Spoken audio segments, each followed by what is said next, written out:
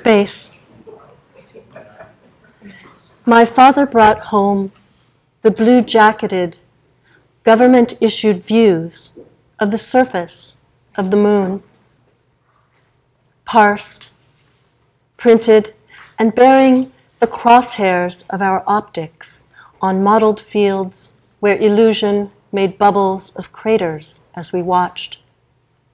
My small body tracking toward a moon cycle still years away, toward wings I would seek to merit, and a paper to confirm my degree in postulating the deep workings of a universe, but not the world who sings to us first, before the logic of reason, before speech, equations forged in the engines of memory, hot interiors of moments that meld thought to muscle and words to thought.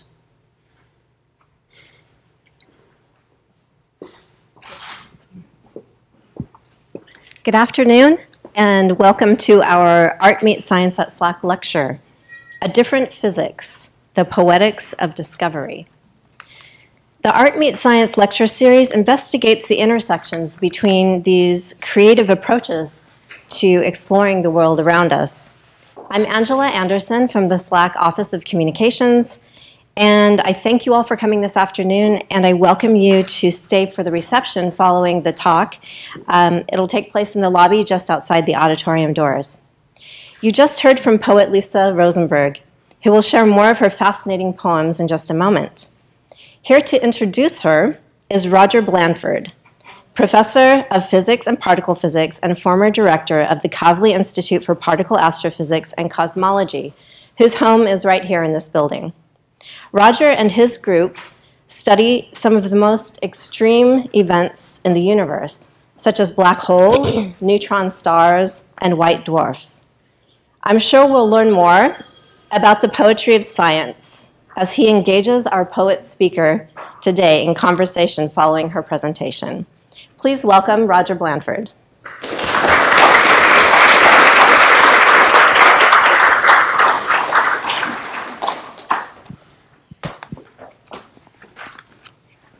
Through poetry, essays, and conversation, Lisa Rosenberg works from shared territory in science and art. She holds degrees in both physics and creative writing and was a Wallace Stegner Fellow in poetry here at Stanford. Prior to the fellowship, she worked as a research engineer in spacecraft hardware and flew as a private pilot. She later founded a marketing consulting practice and recently served as the second poet laureate of San Mateo County. Her debut poetry collection, A Different Physics, was awarded the Red Mountain Poetry Prize, released last year. Lisa's poems explore natural and cultural landscapes, the art of making, and the drive to question inherited models. She's creating a series of polydisciplinary essays and engagements, bringing tools of poetry and science to the urgent discourse on our modes of inquiry and enterprise. She looks forward to continuing this work in the newly awarded Gerasi Residency for Scientists and Artists in 2020. Lisa Rosenberg.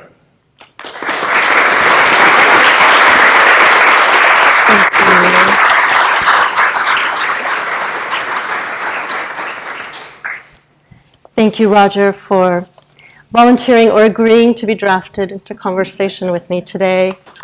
Thank all of you for being here. And my thanks also to this very gifted team of people here at SLAC who put together these events. I'd also like to acknowledge the great generosity of thought of those who conceived of and created this lecture series of Art Meets Science. And knowing that this space has probably witnessed many more lectures than poetry readings, I am going to talk for just a bit, give a reading, and then Roger and I will be in conversation to explore more of the questions that the poems and the talk bring up, and then welcome questions from all of you. So art meets science, and they do meet in many ways, and in more ways than intersections and the notions of complementarity can reveal. I've found that if we look through a lens of commonality, and from that shared territory, that is really where some of the very powerful tools and insights can come from. We know from current conversations, ongoing investigations, that poetry and physics, specifically art and science more broadly, are these exquisite ways of describing and gaining understanding about this nonlinear universe, our very cyclical world. And they offer the opportunity to be in something other than our ingrained ways of thinking and working. So the more we can use those invitations to think differently than we normally think, whether it's outside of our discipline or outside of our habits, the more we do have access to the processes that put us in discovery mode.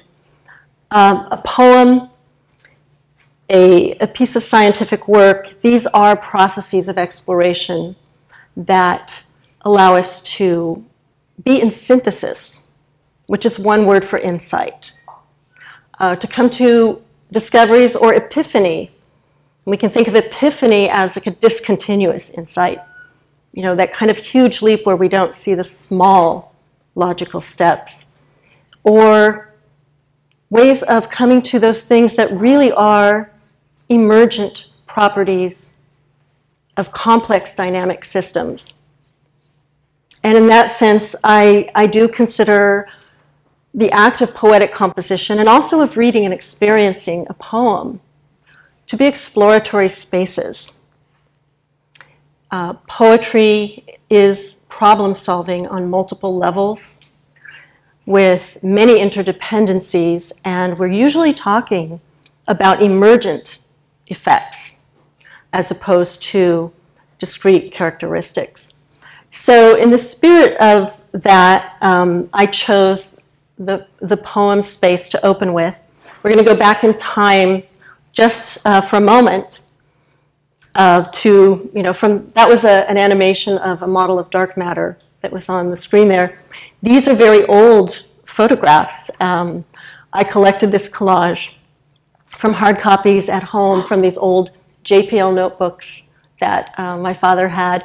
We used to have the outdated versions lying around the house to peruse, wonder over, or scribble on, whatever the case may be.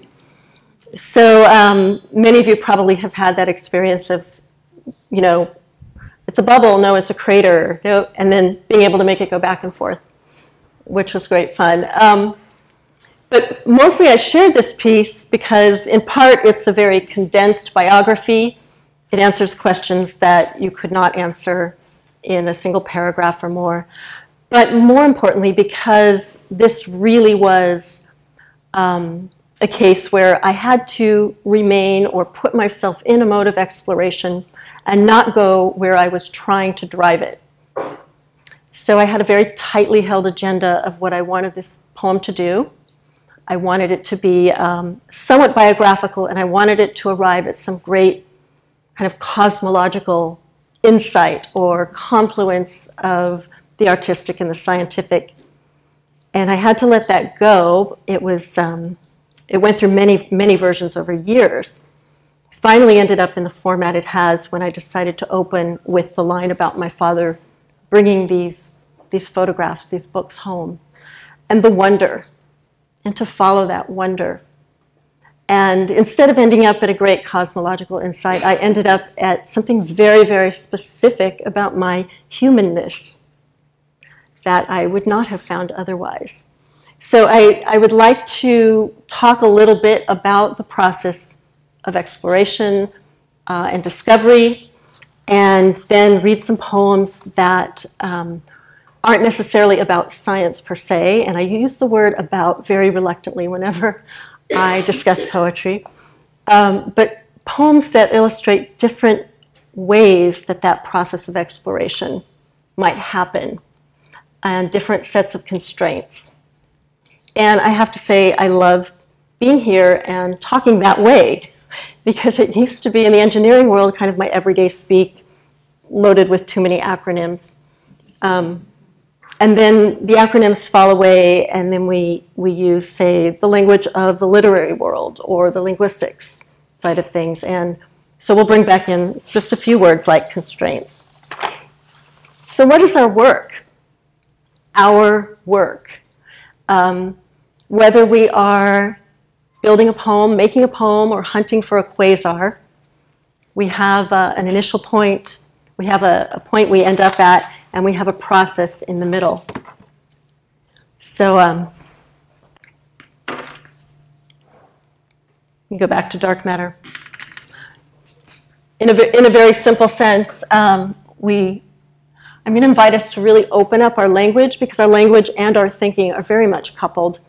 And the more we can create a larger frame for our terminology, the more open we can be about it. So if we call this a place where we embark, we'll call it X sub 0. And where we arrive, X sub n. N is not infinite, but it's definitely iterative. And this is, what is this? This is the process we can call exploration.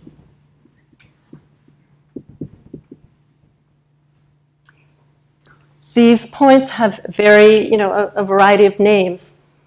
In the art world, we might call it, an aesthetic impulse, a personal area of interest that we want to explore, or that we want to share with the world. On the scientific or technical side, it might be a contractual demand. It might be a piece of some bigger project, some scope of that. At the base of both of those, we hope, is curiosity. Over here, what do we want to arrive at? And these could all come under the term agenda.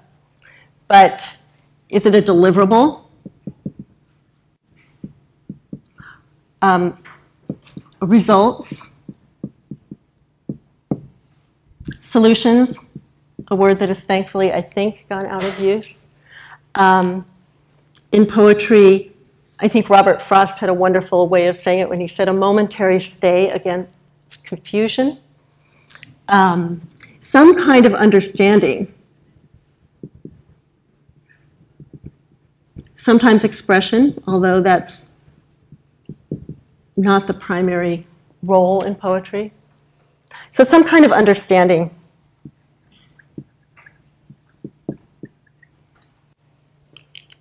So we have the impetus, we have these kind of goals or objectives that we're driving toward. No part of this is without bias.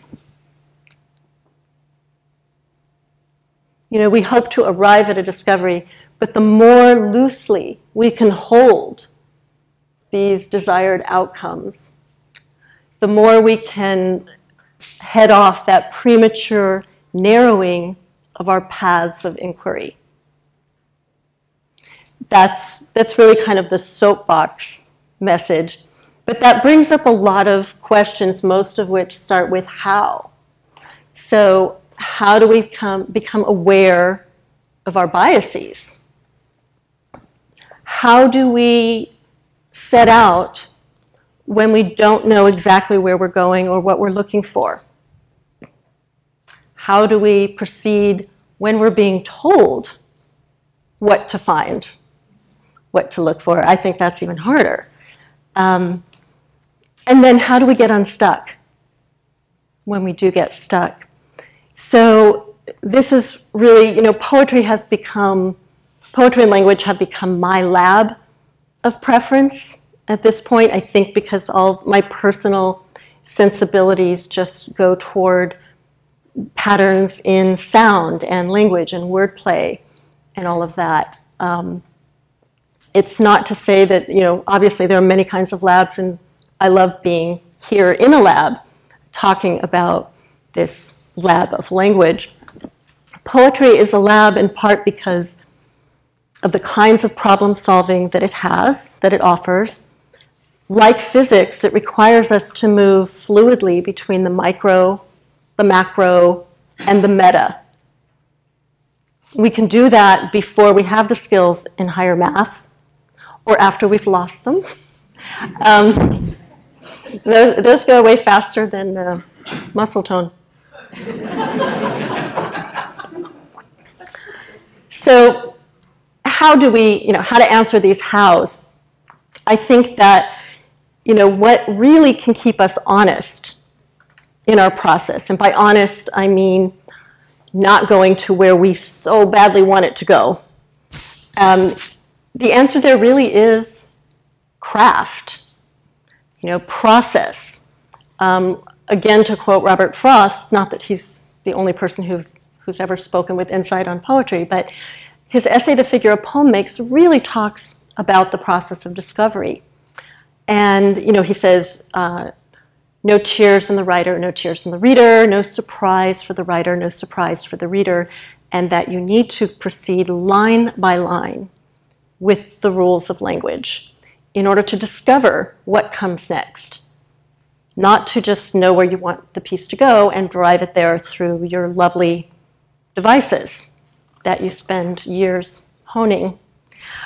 So he tells us the why, because, yeah, we want to have this element of surprise. We want every line you arrive at to be, in the words of another teacher, both inevitable and surprising. That beautiful blend of fit. So that's, the why. It doesn't tell us a lot about the how. And I think that if that becomes the next area of focus, that's where we will build out what you could think of as a meta tool set, or the common tool set from dual focus and dual immersion. I do think that whole aspect of, what is insight, what is discovery, what are the names we have for it that we're not even aware of? Today, given the kinds of crises and challenges we're facing, my default is usually to become aware of it, start naming it, try to name it. Naming is both an act of observation and an act of synthesis. We're both differentiating, we're parsing, we're really breaking things down, and we are bringing things together. So if you start to work on articulation, you definitely find out where you have gaps. It's a way of getting unstuck. It's like going back to first principles. So definitions, new definitions, functional definitions within the area that you're working in. Building taxonomy so that you can see things like gaps and abundances and linkages, whether existing or potential. That's where I think that poetry really does offer us this fascinating and really demanding lab, because we don't have those built-in structures like equations or units to point out glaring inconsistencies that we might not be aware of. You really have to hone your skills of taxonomy in poetry. We can't rely on balancing an equation or dimensional analysis or just keeping things consistent with variables. So you hone those taxonomical principles. I am sure that there are many wonderful gems I am missing here, but I want to have time for some poems, given that we did start a little late to allow for the parking. So I'm going to share a few poems that are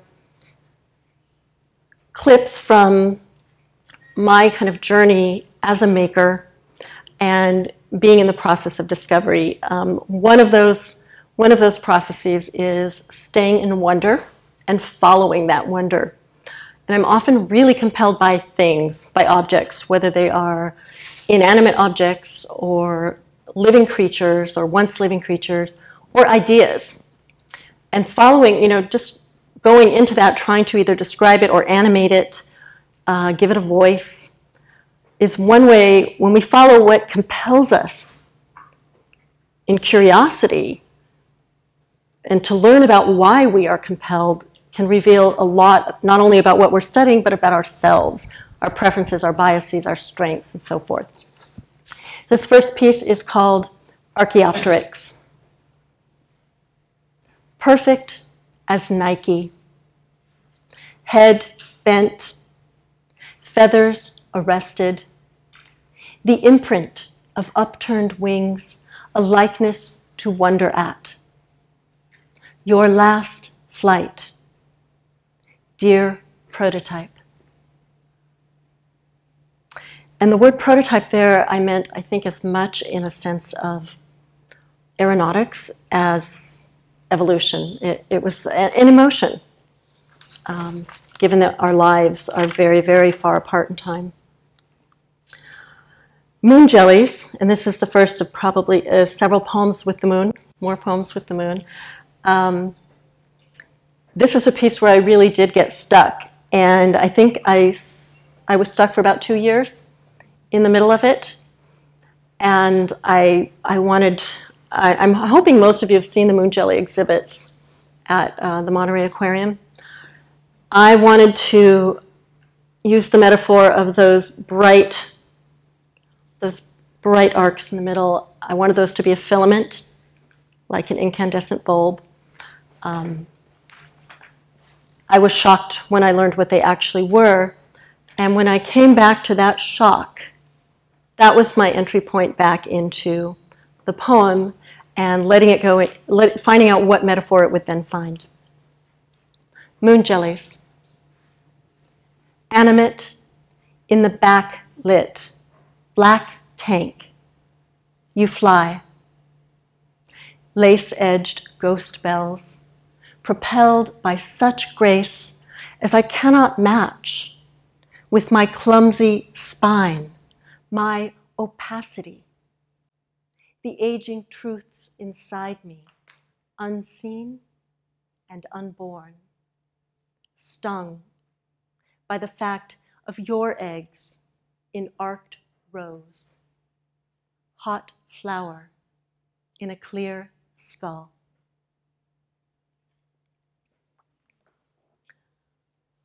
One more moon poem, and this again followed an object of wonder for me. My father's slide rule, which my mom found. And this is a piece where I actually had no idea where it would go.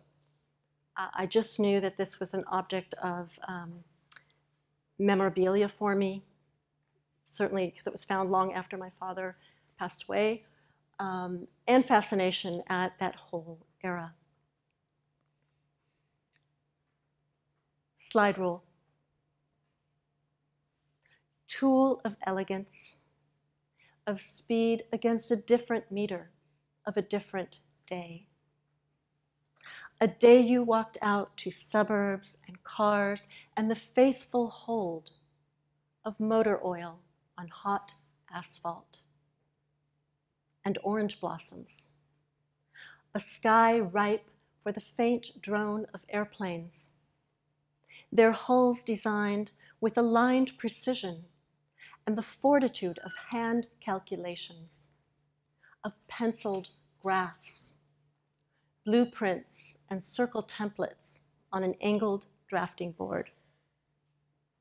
Mechanical tools where mechanical telephone bells call through the plumes above crowded ashtrays and coffee rings on flecked formica. The desks in rows, the men in ties and shirt sleeves. I am almost there in my pixie cut and white shoes on family day. Agape at the dark control room, unaware of the beauty of logarithms, the fluid promises of computing, that this laminate rule will soon outlast its heyday, a burnished leather case, and all of us. There is war on the news. We are scaling the moon, and everyone I love is living, or yet to be born.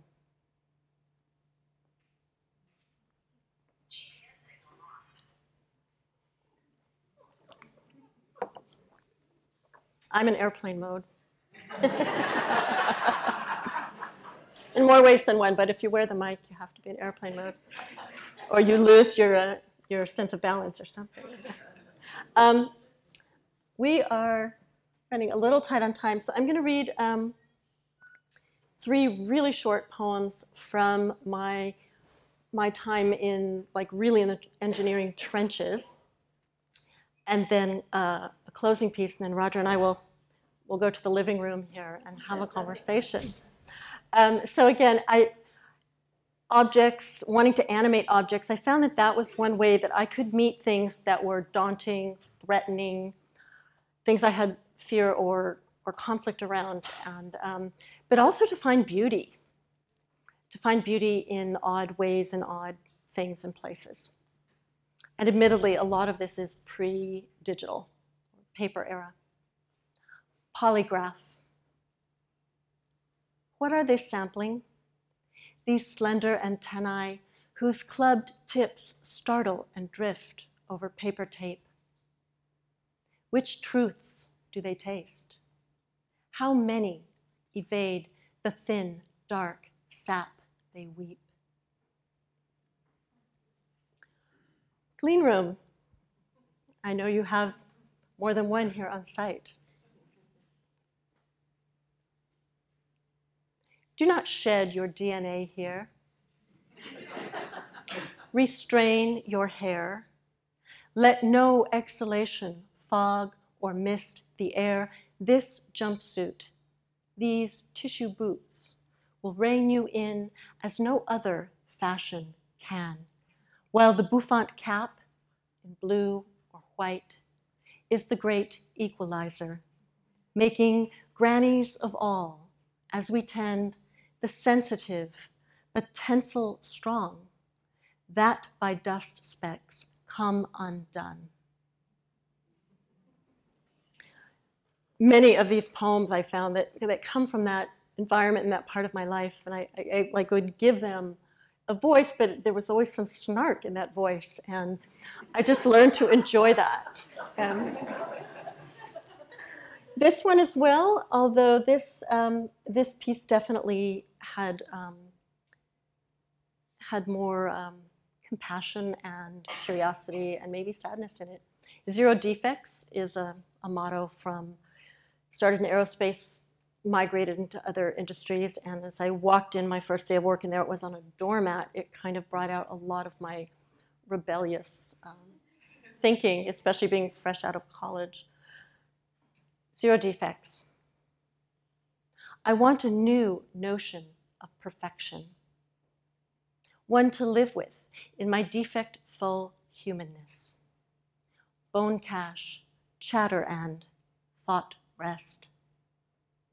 Let me admit the whole within the scrap and learn to find scrappiness on a par with truth.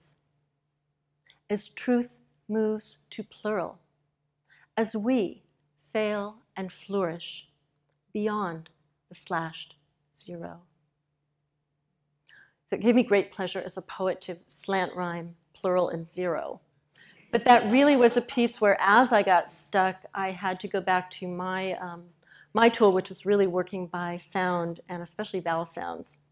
Or I never would have found thought rest if I hadn't gone back to humanness. And that allowed me to proceed, because I had gotten very stuck up to then. So I will close with one fairly short poem so that we have enough time for discussion, conversation, and questions. I'm leaving out the landscape poems There are, I do write about landscapes and other things besides this kind of worlds of engineering and physics. And this piece in particular really goes back to poets, physicists, engineers, machinists. I grew up with a shop. It's called To the Makers. Maker is the ancient Greek word for the modern Greek word for poet, and a poem is a making. And I wrote it because I had the experience after reading a poem by Ted Kooser, former US laureate, of, as Emily Dickinson says, as if the top of my head were taken off. And I think that was 19th century speak for having your mind blown, really. So I read this poem of Kooser's and I had that, I have chills just describing it. And I thought, wow, I want to tell him. I want him to know. And I still need to do that. He is here, he's in the Midwest. And how often do we have that experience and we can't tell the maker of that piece of art or piece of equipment, great invention, because they're long dead or somehow remote from us. So this poem started out of that desire to tell them. To the makers, I want to tell them, all of them, the living and the dead. Not about gratitude. I want them to know, to tell them that it happens years or ages after their labors. It happens with their work in my hand, on a bowed page, at or near the end of a phrase. A fissure opens onto the deep lake of their making, its slate skin and forested rim, tools strewn on the silty bottom, wavering shapes, soft with life along grooves and shanks. Through this water, through murk and sunshaft and clear shoals, the pressure building or falling off, they dove and rose time and again, hauling, gleaning, and leaving the lake to make a portal from words. So with that, I'll invite Roger up to join me in conversation.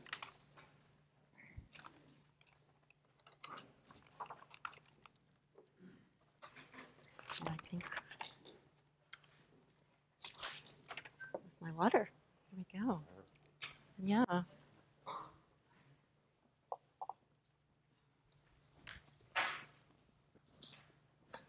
Well, thank you very much, Lisa. Thank you for sharing your poems with us, and I would say reading them and also discussing them in a very engaging way. I think, as you described this as our living room, so we'll have a very informal conversation and then perhaps invite questions from the audience. Yeah.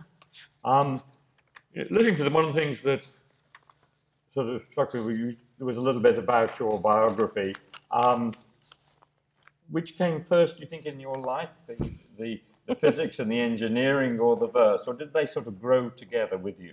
Well, I noticed you phrased that very carefully, because when we met prior to this event, and I said, oh, I often get the question of why did you switch?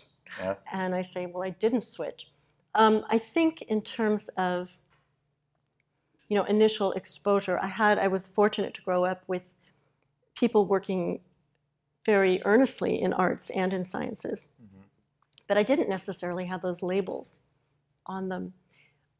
So with a father who was an engineer and a builder, there was always this, well, we're going to do these things that I only later found out were math that most, say, first or second graders don't get to do. And then having painters and musicians on the other side of the family. I think, though, if I put all of it into one big category, it was design. And so whether I was drafting, and I thought I invented drafting, whether I was drafting and designing a building or a piece of clothing, it all felt like the same to me. But in terms of, explicit immersion, it was probably the writing, because you're given opportunities to do that sooner in school, like in elementary school. And it was in high school, though, that I really started to focus more in poetry, but at the same time, I was determined to become an astronaut. And so I was studying physics at the same time. I didn't separate them more until I decided I needed periods of dedicated study in one or the other. So your father was clearly a large influence upon you, and he's clearly an engineer and a man of numbers, but was he also a man of letters? Was he somebody who cared deeply about language? Was he even a poet? He was not a poet. He wrote very well, and he communicated well, and I think that goes back to just those tools of thought that will come out wherever, and that, of course, was an era where you didn't study, say, STEM to the exclusion of the humanities, just as, you came out of that same kind of background. And he always impressed upon me writing down and getting your thinking clear. Whether you're working on an essay or solving a calculus problem, you have to write it down and see your thinking. He was definitely a practical genius, I think, and he usually figured out the simplest, least fancy way to do something amazing, and may or may not have been credited for it, But really, the gift was that I grew up in a house where I had this model all the time of this absolute love of making things, of making mistakes, of pursuing those, of knowing it's not going to be ideal, and tinkering, which is another map to discovery, just to tinker, and always building and making things, whether they were models or a full-size airplane at one point. And your mother, you mentioned the other side of your family, you said. My mother's side were musicians and tailors, seamstresses, painters. There was music on my father's side as well. My mother had that amazing capacity to know how to support whichever way interests were going, and I remain very grateful for that. And she still is extremely supportive in that. But she definitely, my maternal grandmother was a painter and designer, and her husband a pianist. There's some DNA there. I grew up surrounded by art, especially at my grandmother's. Yes. Yeah. Yes. Can we turn to the craft of poetry? And obviously, there's no simple answers to these questions. But if you're deciding you want to write a poem, does it sort of grow from the inside out, or do you have what people often accuse scientists of having quite incorrectly, a great master plan that they're going to fill in the pieces along the way? Yes. So I hear you. Both. So, we can have a very strong desire to write a particular piece. Whether or not that meets some kind of lyric impulse, we don't know. But for me, poems really, I can hold these things that I know I want to write about. What typically happens is I will hear something, I'll hear some musical language, or I will see something and a phrase arises. And I haven't gotten to that point of personal development where I have this nice space between experience and putting it into language. So I will come up with a phrase, and if it intrigues me, if it's rhythmic and musical, I will follow it. And I do work by ear, very much like writing a song, and I need to hear what comes next. If I don't, it'll sit there. But I will often build it out, and I'll use the tools of craft, whether it's choosing a metrical structure, choosing a complete existing structure like a sonnet or blank verse. I enjoy blank verse. Free verse as well. In free verse, it's not so free because you have to make every decision. So sometimes I will look for a model. If I'm really stuck and I know I want to write about something, I will take a model and just work through it, because that will force me at least to find out things I didn't know. And then I can take that, like those are like studies, and hopefully move into actually creating this piece. In some ways, it's like growing a crystal. Yes. So it's from the inside out. Yes. Yeah. So if one follows the reductionist zeal of a particle physicist, a poem becomes a series letters and spaces and punctuation. Now, if we back off from that a little bit to the atoms of the business, which might be the words, you sort of alluded to this. And the answer has to be both, I know, but a word has to sound right. You say there's the music there and so on, but it also has to make connections, allusions, metaphor, however you want to put it, to other ideas or things that you may be sharing with the reader. How do you balance those two when you're stuck and there's a word, you know there's a word that ought to fit there? And so there's a duality in physics, yes, and yes. the duality in writing. So part of it is trusting that those connections you're making in the sound patterns, there's some knowledge in those connections. I mean, and this is a field of study, say, in psychology and neuroscience, that we do have some very visceral and emotive connotations with sound patterns and the muscular structures that go with them. And we inherently know, we can hear a very, very tiny clip of a piece of music and know if it's a sad and melancholy piece. Or, there are rhythms that go with dirges and rhythms that go with celebrations. And so for me, I tend to be very sensitive to the sound patterns, and I trust that there is some kind of meaningful connection, or I will look for the meaningful connection. Yes. Or I'll take it as a challenge. Like if someone in an improvisation gives you two things and says, build a connection. Sometimes they really do. I think we are predisposed to find things that fall within the scope of our curiosity. So that is where I think those come together. And it's this big thrill when hey, this is going to get me to this idea I'm hoping to build and learn more about. So going the other way, and we look at we had a large-scale structure on the screen, and so if we look at your book, you had essentially three themes here. And you split the poems into three themes. Was that a conscious thing or something, or an organization? I should say what they are. It's a sky retold, kingdom of secrets and models. Those were the three themes. They're good descriptive words, but was that a conscious thought to start on, just a way of organizing them at the end? That is something that's like this process. Once you start to see work come together, it's very much like listening to your data. And you look for trends, and you look for themes to emerge, and start to look at the ways that subgroups seem to organize. And the Kingdom of Secrets was definitely this coherent group of poems about working in the military-industrial complex, especially a place where words, actual words, are very tightly controlled. And that was also like, the journey through the underworld and out. A Sky Retold really kind of captured those landscape pieces and exploring places that I've lived and their influence on me. And then models was the hardest one to figure out. It's not like you just put all these poems that don't fit in one into another. And you do find when you're putting together a manuscript, and I know several of these faces that I recognize here from my poetry family, people know what this is like. You try to find how the work comes together. There are people who have projects that go the other way. They're going to build into a theme.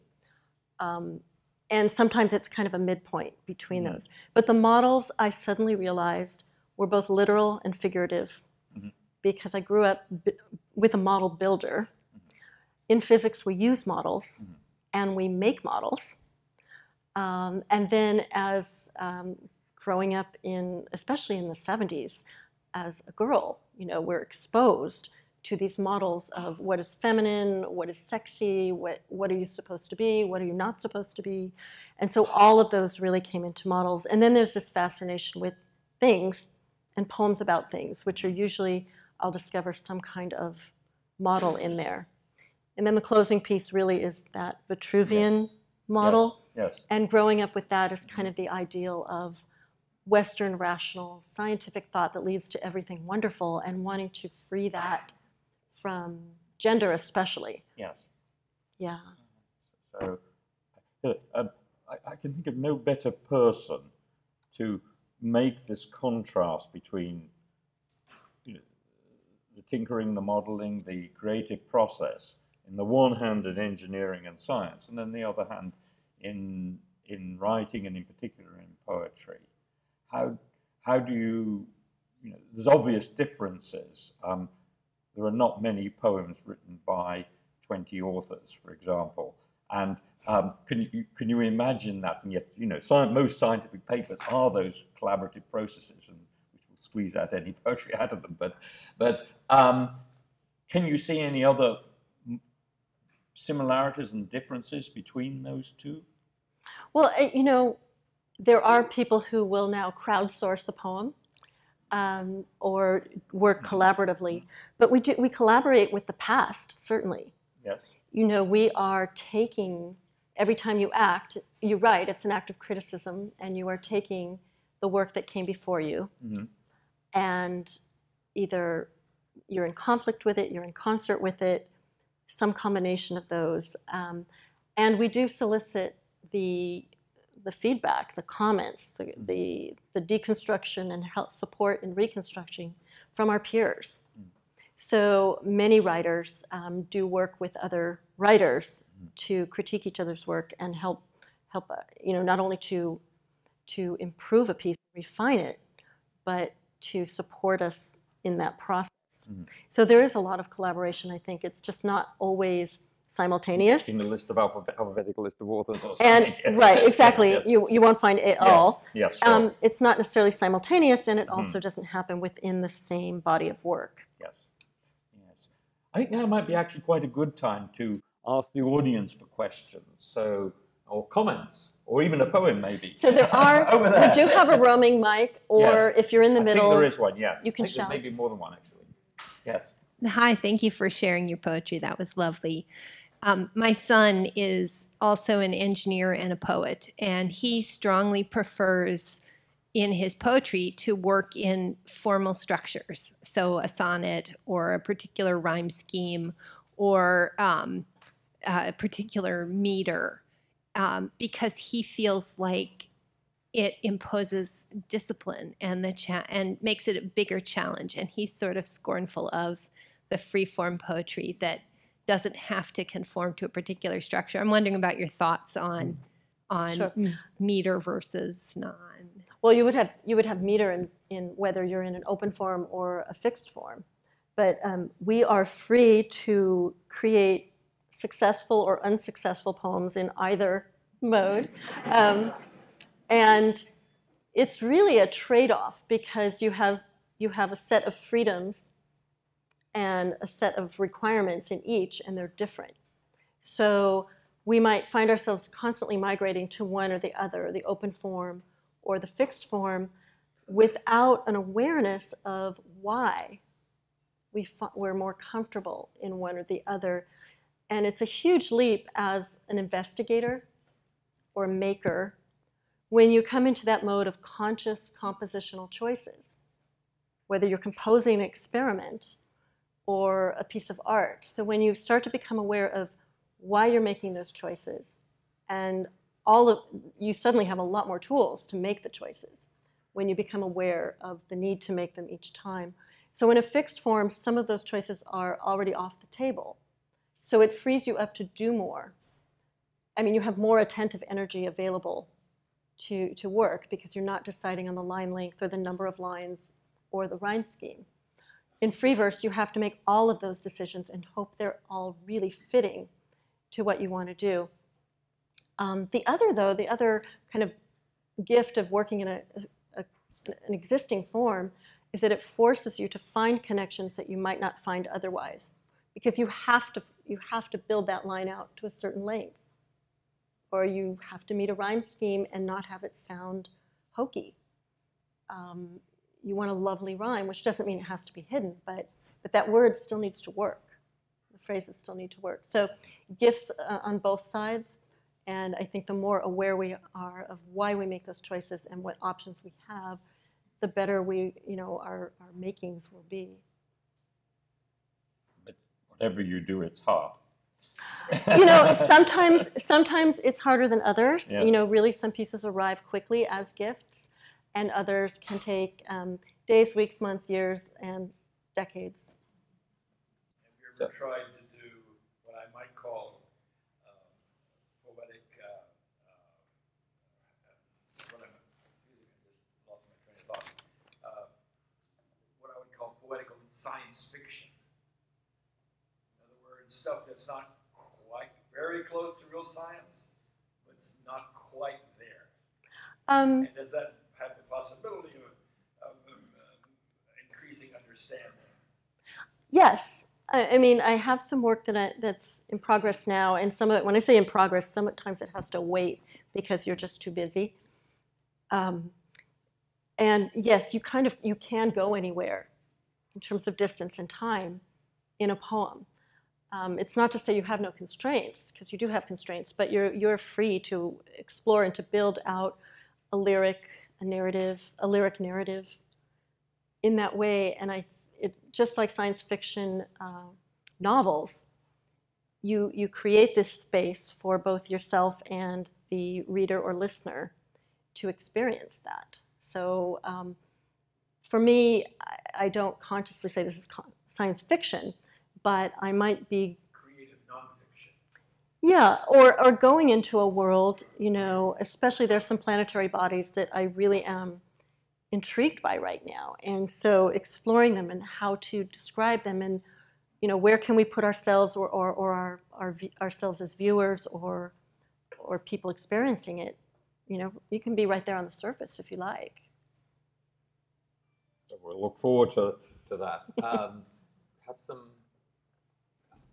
Thank you.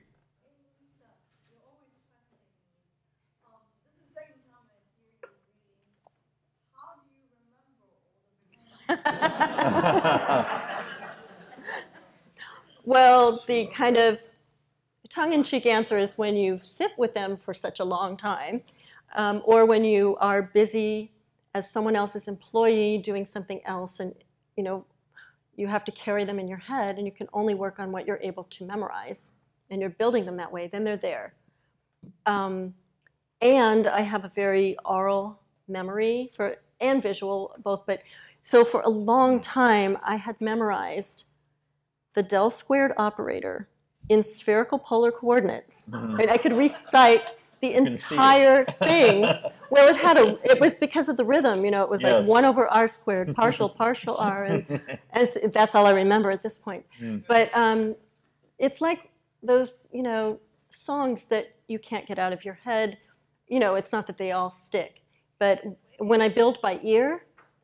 There, you know, and I had teachers who made us recite from memory because that's how we would learn what is memorable.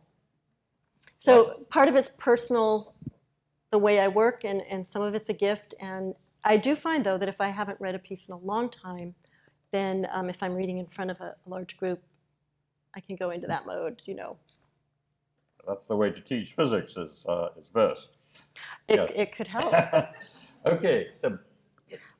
Yes. Can I? Yes. Oh, yeah. So my question was about sorry. Okay. So I just want to say thank you for coming as a physicist and as a poet. I really appreciate just being in this room and being in community with other people who think interdisciplinary and think in those ways. But I know you already talked or touched upon the military-industrial complex and gender models, and I'm curious as to your process in terms of where you derive urgency in your writing, and also in moving through interdisciplinary worlds, how you ground yourself while you're writing. Grounding is one of those life skills that just doesn't seem to go away. You know,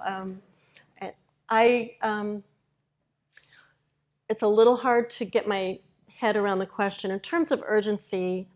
It's kind of like conflict or desires, you know, like, oh, I really want a life partner, or, oh, I'm really uncomfortable about whatever this is. I knew the military-industrial complex for me was so rich and also so conflicted because I couldn't work in the ways where I felt most valued. And I was being like the eldest son, you know, going into my father's and grandfather's profession and there were hardly any women there, and it was like in Hidden Figure, it was like 3 blocks to find a ladies' room. But the urgency is something that I have an intuitive sense about, or the universe keeps putting it in front of you. Coming up, hoping that will meet with the lyric impulse is something that I think practice can help with. Some people do, write no matter what it sounds like. I would be very picky, and I would want to oh, that sounds like a poem, but isn't. Some of these pieces I just had to hold until I felt I had the permission to work on them. So some of that is self-permission. Others is, oh, I've signed an agreement. How do I work around that? Poetry is, though, in all aspects of life, an art of saying what cannot be said. And so even if you're prohibited from saying things, and I have poems and an essay about that, you can still find ways to explore it and to share that exploration and invite a listener into it. Is one other? We can also talk in the reception as well. Yes, sure. Yes. So why don't we have one more question and then yeah. So yes. Do you? Oh, microphone. Yes. Oh, great. Thank you.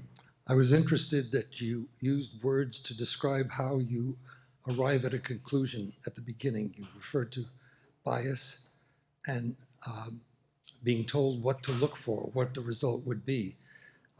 You may be aware that this is a common problem, not so common, but an occasional problem in science where physicists latch onto certain beliefs because of their beauty, their symmetry.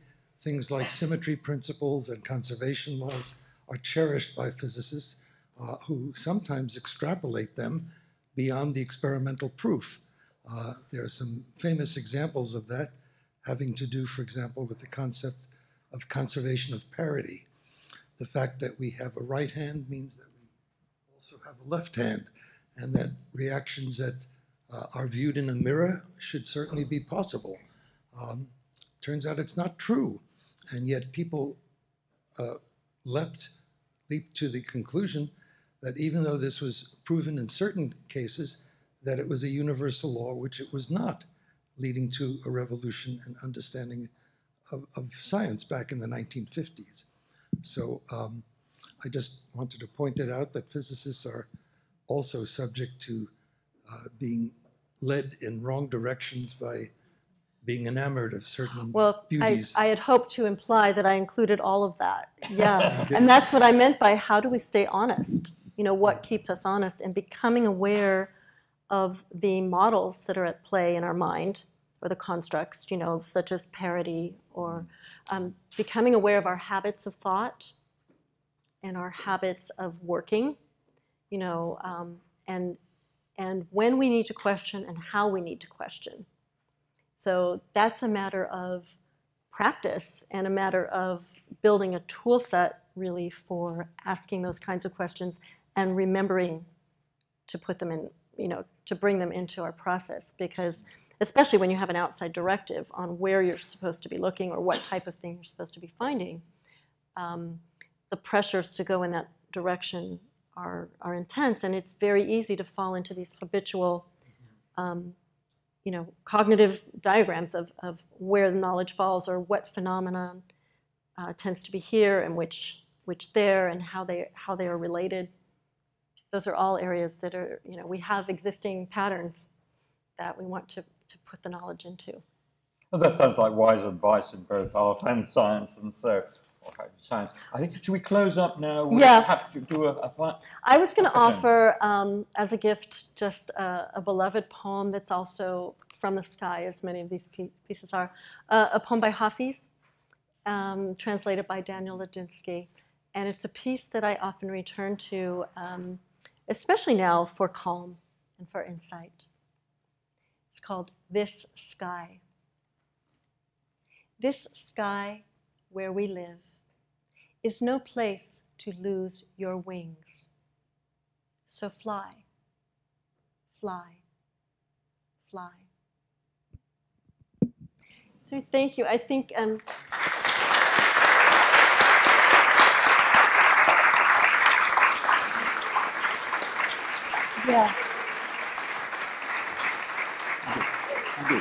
Thank you so much. Wonderful questions. We could just go on, but I hope you'll bring your questions to the reception afterwards. I want to thank Lisa and Roger, my colleagues, Rachel, Yael, Linda, Jacqueline for the photos, and a special thanks to Lisa Bonetti, our chief engineer here at SLAC, who introduced us to Lisa. So please join us. Thank you. Thank you so much. That was delightful. Yes, very good. And it felt too fast. Yes.